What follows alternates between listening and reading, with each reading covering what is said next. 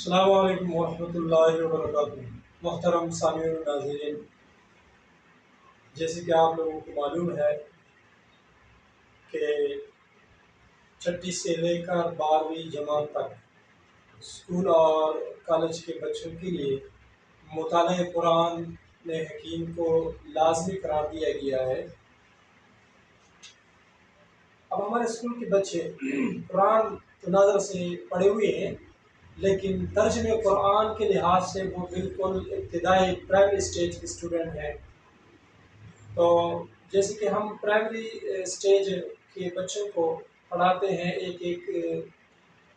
چیز کا معنی اور مطلب بتاتے ہیں اور ان کو یاد کراتے ہیں، تو اسی انداز میں انشاءاللہ تعالی ہم سلسلہ وار یعنی چھٹی جماعت سے لے کر 12ویں جماعت تک ہر ایک جماعت کے لیے جو